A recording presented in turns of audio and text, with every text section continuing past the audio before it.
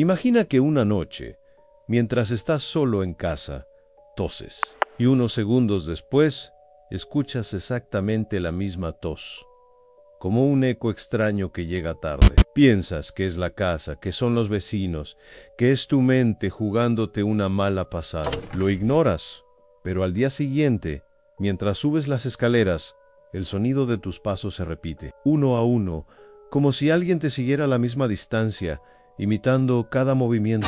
Esto es lo que le pasó a Marcos, un hombre que vivía en una vieja casa heredada, un lugar lleno de crujidos y sombras que hasta entonces habían sido familiares, pero algo había cambiado. La casa ya no solo hacía ruidos, ahora le respondía. Al principio era sutil, el eco de su risa, el murmullo de su propia respiración, devolviéndole el aliento desde otra habitación. Marcos intentó racionalizarlo. Aislamiento acústico defectuoso, se decía. Tuberías viejas. Pero la lógica se desmoronaba cada vez que el eco se volvía más complejo. Una tarde, mientras leía en el salón, susurró su propio nombre a Marcos en silencio. Y luego, desde el pasillo, una voz que era casi la suya, pero más hueca, más rota, respondió Marcos. Se le heló la sangre. Eso no era un eco, era una imitación, y estaba aprendiendo. Los días siguientes se convirtieron en una tortura silenciosa. Ya no se atrevía a hablar, a reír, ni siquiera a respirar demasiado fuerte. Cada sonido que hacía era un riesgo, una invitación para que esa cosa, al otro lado de la pared, practicara. Lo peor llegó cuando la entidad empezó a improvisar. Una noche, mientras intentaba dormir, escuchó una conversación fragmentada al otro lado de la pared. Eran frases que él nunca había dicho, pero con su timbre de voz. Hablaba de lugares que no conocía, de gente que no había visto. Era como escuchar a un doble fantasmal viviendo una vida paralela justo al lado. La voz seguía siendo imperfecta, quebrada, como una radio mal sintonizada, pero era inconfundiblemente la suya. El miedo dio paso a una paranoia constante. Revisaba cada rincón de la casa,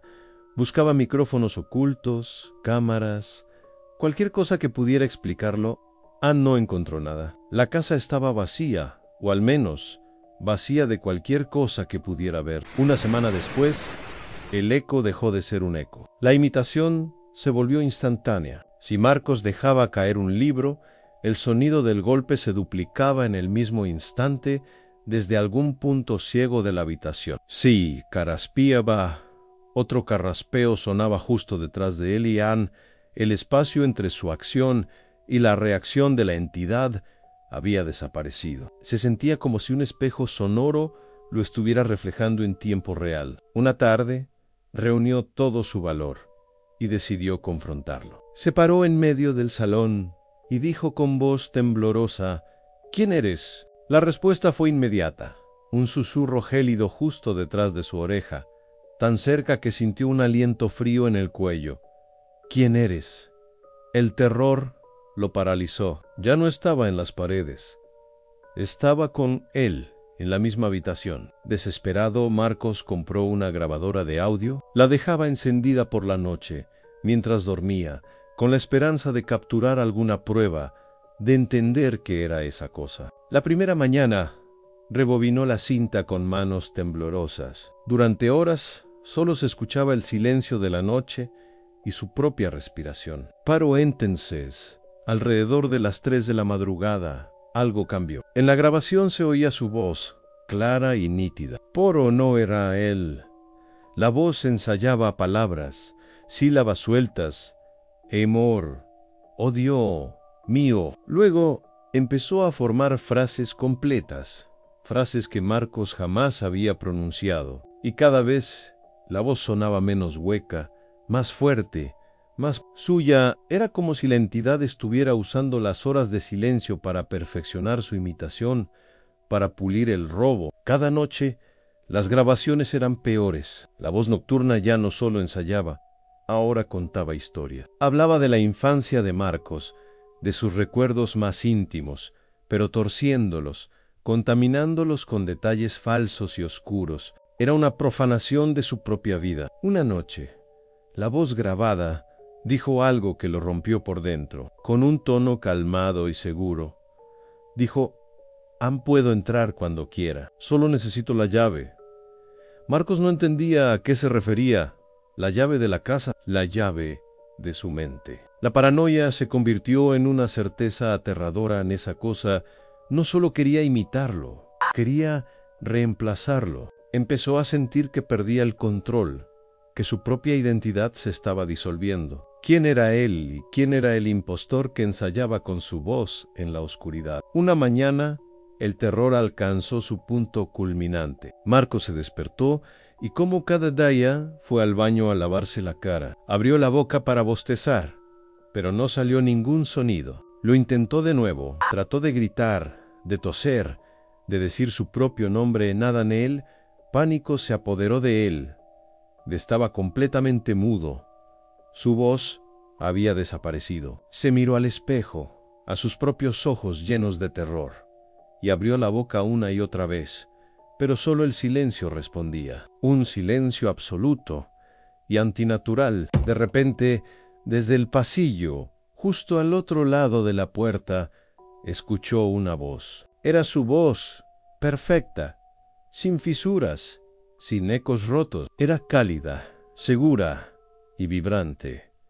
La voz que había perdido. Y con esa voz que ya no le pertenecía, la entidad dijo una frase que resonó en la casa vacía y en el alma hueca de Marcos. «Gracias. Ahora ya puedo hablar sin ti». Marcos se quedó petrificado frente al espejo, viendo su propio rostro mudo de horror. Podía oír los pasos de la entidad alejándose por el pasillo, pasos que sonaban exactamente como los suyos. Escuchó cómo abría la puerta principal, el clic familiar de la cerradura. Escuchó su propia voz tarareando una canción mientras salía a la calle, a su vida. Él estaba atrapado, un prisionero silencioso en su propio cuerpo, mientras un ladrón de identidades se marchaba con su bien más preciado, su voz, su ser. El mundo exterior nunca sabría la verdad. Para todos, Marcos seguiría vivo, hablando, riendo, viviendo, pero el verdadero Marcos estaba allí, encerrado en un silencio eterno, escuchando desde lejos como su doble vivía la vida que le habían robado. La suplantación estaba completa. Ya no era Marcos. Era solo el eco silencioso de lo que una vez fue. Esta historia nos recuerda lo frágil que es nuestra identidad, como algo tan nuestro como la voz puede sernos arrebatado. ¿Qué te define a ti? ¿Y qué pasaría si un día te lo quitaran? Si alguna vez te sientes abrumado o sientes que estás perdiendo el control, recuerda que no estás solo. Hablar con alguien de confianza o buscar ayuda profesional puede marcar la diferencia. Existen líneas de ayuda y recursos disponibles para apoyarte en momentos difíciles. Cuídate mucho y cuida tu salud mental. Gracias por acompañarme en esta historia. Si te ha gustado, no olvides dejar un like, suscribirte al canal y activar la campanita para no perderte ningún video. Nos vemos en la próxima pesadilla.